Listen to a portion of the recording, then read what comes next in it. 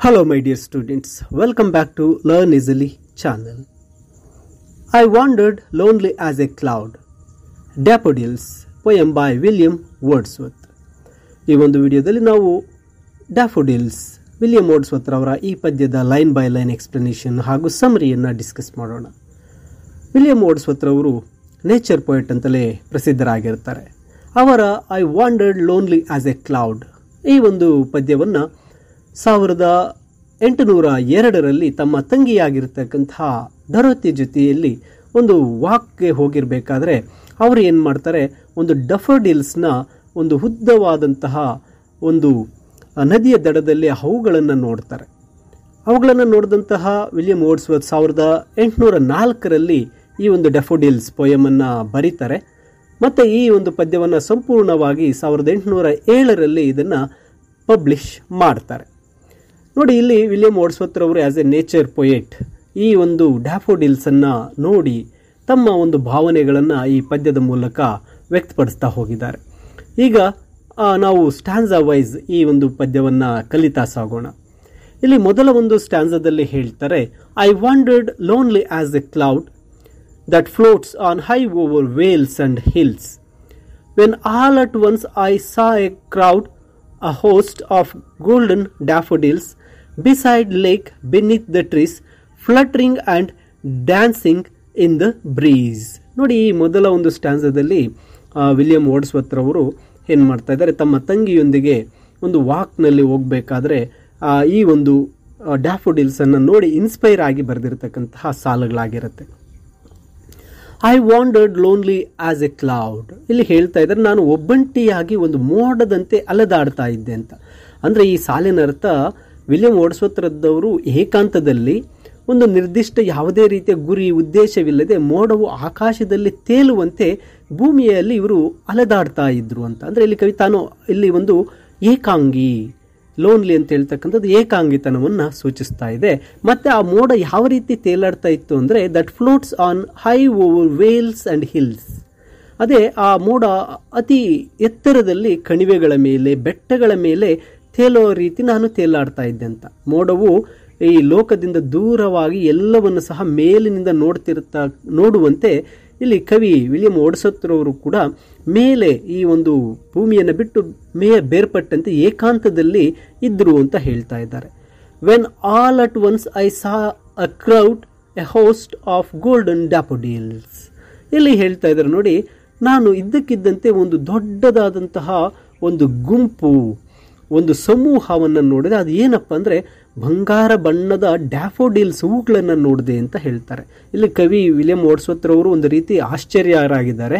ಅದೊಂದು ರೀತಿ unexpected moment, means ಅನಿರೀಕ್ಷಿತವಾದಂತಹ ಒಂದು ಕ್ಷಣ. ಅದು ಕೂಡ ಕವಿಗೆ ತಮ್ಮ ಏಕಾಂತವನ್ನು ಅದು ಡಿಸ್ಟರ್ಬ್ ಮಾಡುವಂತೆ ಹೇಳ್ತಾ ಇದ್ದಾರೆ. ಆ ಒಂದು ಗುಂಪು ಏನಿದೆಯಪ್ಪ ಅಂದರೆ ಬಂಗಾರದ ಬಣ್ಣದ ಡ್ಯಾಫೋಡಿಲ್ಸನ್ನು ನೋಡಿದ್ದಾರೆ. ಆ ಹೂಗಳನ್ನು ನೋಡಿದಾಗ ಅವರಿಗೆ ಒಂದು ಸೈನಿಕರ ದಂಡು ಅಥವಾ ಒಂದು ಅತಿಥಿಗಳ ದೊಡ್ಡ ಗುಂಪಿನಂತೆ ಅದು ಕಾಣ್ತಾ ಇದೆ.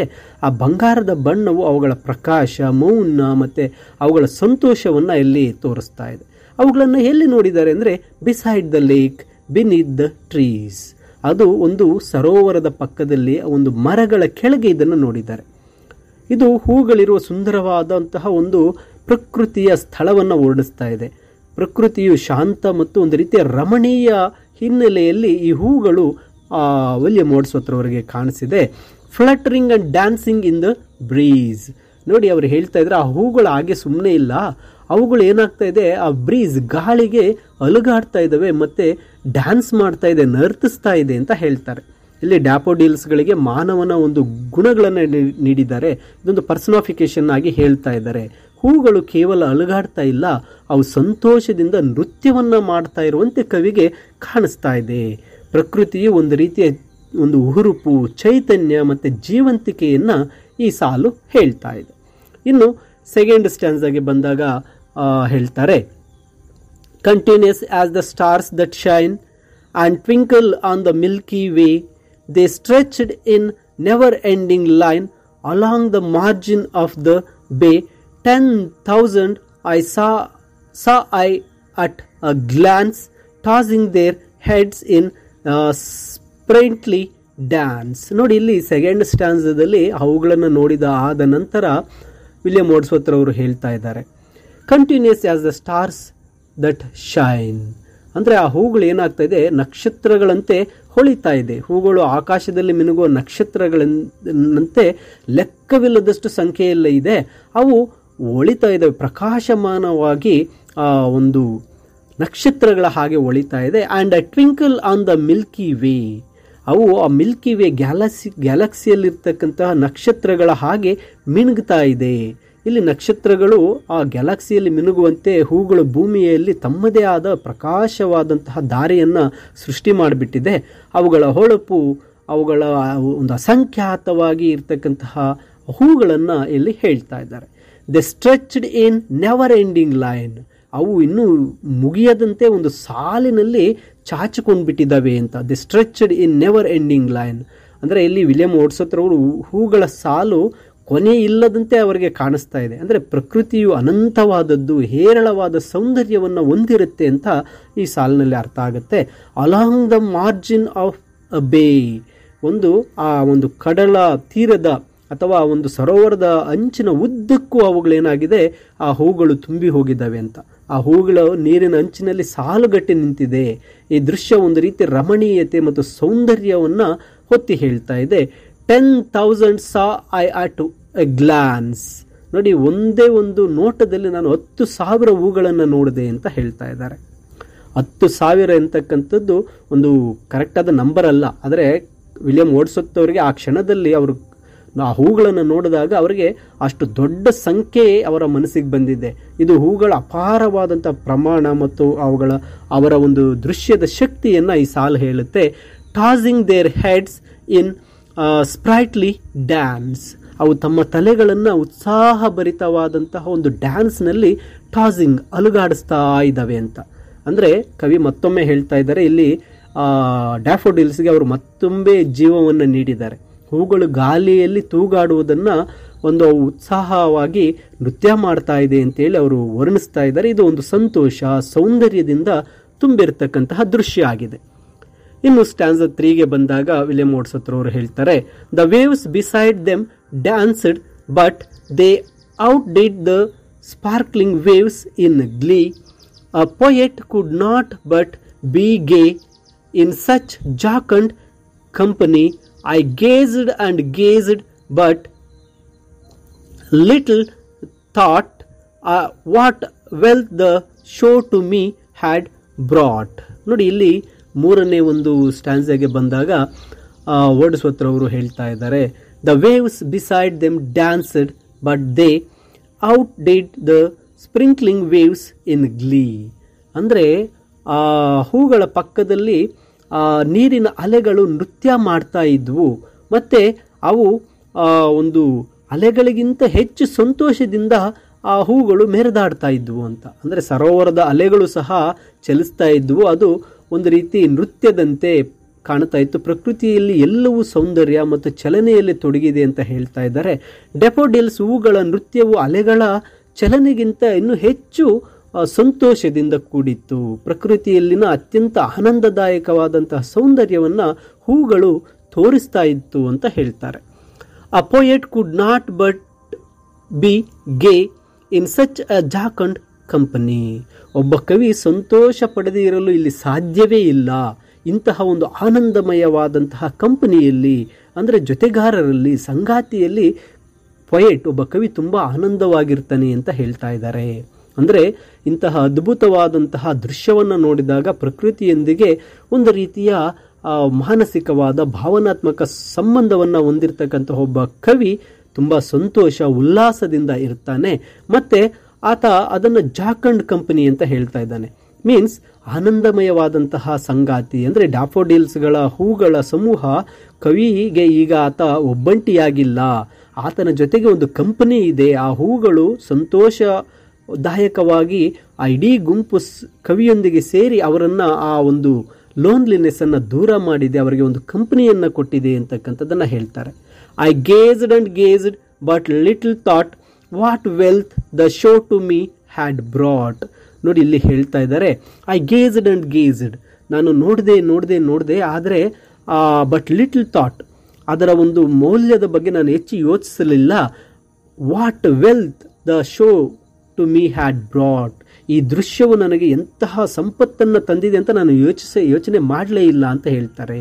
ಅಂದರೆ ಕವಿ ಆ ಕ್ಷಣದ ಸೌಂದರ್ಯದಲ್ಲಿ ಮುಳುಗಿ ಹೋಗ್ಬಿಟ್ಟಿದ್ದಾರೆ. ಆ ದೃಶ್ಯದ ತಕ್ಷಣದ ಸಂತೋಷವನ್ನು ಅನುಭವಿಸ್ತಾ ಇದ್ದಾರೆ ಹೊರತು ಆ ಅನುಭವವು ಭವಿಷ್ಯದಲ್ಲಿ ತನಗೆ ಎಂತಹ ದೊಡ್ಡ ಸಂಪತ್ತನ್ನು ತರುತ್ತೆ ಅಂತಕ್ಕಂಥದ್ದು ಅವರು ಆ ಕ್ಷಣದಲ್ಲಿ ಯೋಚನೆಯೇ ಮಾಡಿರಲಿಲ್ಲ. ಇಲ್ಲಿ ಸಂಪತ್ತು ಎಂದರೆ ಹಣವಲ್ಲ, ದುಡ್ಡಲ್ಲ, ಯಾವುದೇ ಒಂದು ರೀತಿ ಬಂಗಾರ ಅಲ್ಲ, ಆದರೆ ಅದು ಒಂದು ಶಾಶ್ವತವಾದ ಆನಂದ ಮತ್ತು ಒಂದು ನೆನಪು. ಆ ದೃಶ್ಯ ನಿಜವಾದ ಮೌಲ್ಯ ಆ ಕ್ಷಣದಲ್ಲಿ ಅವರಿಗೆ ಗೊತ್ತಿರಲಿಲ್ಲ, ಅದು ಒಂದು ಜೀವನದಲ್ಲಿ ಅವರಿಗೊಂದು ಆನಂದವನ್ನು ನೀಡುತ್ತೆ ಅಂತಕ್ಕಂಥದ್ದನ್ನು ಹೇಳ್ತಾರೆ. ಇನ್ನು 4th ಸ್ಟ್ಯಾನ್ಸಾಗೆ ಬಂದಾಗ ಇಲ್ಲಿ ಹೇಳ್ತಾ ಇದ್ದಾರೆ, for oft when on my couch I lie in vacant or in a pensive mood they flash upon that inward eye which is the bliss of solitude and then my heart with pleasure fills and dances with daffodils. ನೋಡಿ, ಇಲ್ಲಿ ಈ 4th ಸ್ಟ್ಯಾನ್ಸಾ ಕೊನೆಯ ಸ್ಟ್ಯಾನ್ಸಾಗೆ ಬಂದಾಗ William Wordsworth ಅವರು ಹೇಳ್ತಾ ಇದ್ದಾರೆ, for oft when on my couch I lie, ನಾನು ನನ್ನ ಮಂಚದ ಮೇಲೆ ಮಲಗಿರಬೇಕಾದ್ರೆ ಅಂತ. ಅಂದರೆ ಇದು ಭವಿಷ್ಯದ ಕ್ಷಣಗಳನ್ನು ವಿವರಿಸ್ತಾ ಇದ್ದಾರೆ. ಕವಿ ವಿಶ್ರಾಂತಿ ಪಡಿತಾ ಇರಬೇಕಾದ್ರೆ ಅವರಿಗೆ ಒಂದು ಇಮ್ಯಾಜಿನೇಷನ್, ಒಂದು ಒಳನೋಟದಲ್ಲಿ ಏನಾಗ್ತಾ ಇದೆ ಅಂತ ಹೇಳ್ತಾ ಇದ್ದಾರೆ. ಇನ್ ವೇಕೆಂಟ್ ಆರ್ ಇನ್ ಫೆನ್ಸಿವ್ ಮೂಡ್, ಅಂದರೆ ಮನಸ್ಸಿನಲ್ಲಿ ಏನೂ ಇಲ್ಲ, ಏನೂ ಯೋಚನೆಗಳಿಲ್ಲ, ಒಂದು ರೀತಿ ಶೂನ್ಯವಾಗಿದೆ, ಅಥವಾ ಯಾವುದೋ ಒಂದು ವಿಷಯವನ್ನು ಯೋಚನೆ ಮಾಡ್ತಾ ಇರಬೇಕಾದಂತಹ ಒಂದು ಯೋಚನಾ ಮಗ್ನನಾಗಿರ್ತಕ್ಕಂಥ ಒಂದು ಪೆನ್ಸಿವ್ ಮೂಡಲ್ಲಿರಬೇಕಾದ್ರೆ ಆ ಕವಿಗೆ they flash upon that inward eye, ಅವು ನನ್ನ ಒಂದು ಆಂತರಿಕ ಮನಸ್ಸಿನ ಮೇಲೆ ಫ್ಲ್ಯಾಶ್ ಮಿನುಗ್ತಾ ಇರುತ್ತೆ ಅಂತ. ಅಂದರೆ ಇಲ್ಲಿ ಕವಿ ಹೇಳ್ತಾ ಇರ್ತಕ್ಕಂಥದ್ದು ಶೂನ್ಯ ಮನಸ್ಥಿತಿ, ಅಂದರೆ ಅವರು ಬೇಸರವಾಗಿದ್ದಾಗ, ಒಂದು ಉದಾಸೀನತೆಯಾಗಿರಬೇಕಾದ್ರೆ, ಅದರ ಜೊತೆಗೆ ಯೋಚನಾ ಮಗ್ನನಾಗಿರಬೇಕಾದ್ರೆ, ದುಃಖ ಅಥವಾ ಗಂಭೀರ ಯೋಚನೆಗಳಲ್ಲಿರಬೇಕಾದ್ರೆ ಆ ಏಕಾಂತದ ಕ್ಷಣಗಳು, ಅವರು ಆ ಡ್ಯಾಫೋಡಿಲ್ಸ್ ಹೂಗಳನ್ನು ನೋಡಿದಂತಹ ನೆನಪು ಅವರಿಗೆ ಬರುತ್ತೆ ಅಂತ ಹೇಳ್ತಾ ಇದ್ದಾರೆ. ಇಲ್ಲಿ ಇನ್ವರ್ಡ್ ಐ, ಇಲ್ಲಿ ಆಂತರಿಕವಾದ ಕಣ್ಣು ಎಂದರೆ ಕಲ್ಪನೆ, ನೆನಪಿನ ಶಕ್ತಿಯಾಗಿರುತ್ತೆ. ಡ್ಯಾಫೋಡಿಲ್ಗಳ ನೆನಪು ಆ ಒಂದು ಫ್ಲಾಶ್ನ ರೀತಿಯಲ್ಲಿ ವಿಲಿಯಂ ವರ್ಡ್ಸ್ವರ್ತ್ ಅವರ ಮನಸ್ಸಿನಲ್ಲಿ ಇದ್ದಕ್ಕಿದ್ದಂತೆ ಬಂದು ಅದು ಪ್ರಕಾಶಿಸುತ್ತೆ ಅಂತ ಹೇಳ್ತಾರೆ. Which is the bliss of solitude and then my heart with pleasure fills. ನೋಡಿ, ಇಲ್ಲಿ ಹೇಳ್ತಾ ಇದ್ದಾರೆ, which is the bliss of solitude, ಅದು ಸಾಲಿಟ್ಯೂಡ್ ಅಂದರೆ ಏಕಾಂಗಿತನ, ಆ ಏಕಾಂಗಿತನದ ಪರಮಾನಂದದ ಅವಧಿಯಾಗಿದೆ ಅಂತ. ಏಕಾಂತವು ಸಾಮಾನ್ಯವಾಗಿ ವಿಷಾದ ಅಥವಾ ಒಂಟಿತನವನ್ನು ತರುತ್ತೆ, ಆದರೆ ಈ ಸಂದರ್ಭದಲ್ಲಿ ಡ್ಯಾಫೋಡಿಲ್ಸ್ಗಳ ನೆನಪು ಏಕಾಂತವನ್ನು ಒಂದು ಆನಂದದ ಕ್ಷಣವಾಗಿ ಪರಿವರ್ತನೆ ಮಾಡುತ್ತೆ. ಈ ನೆನಪು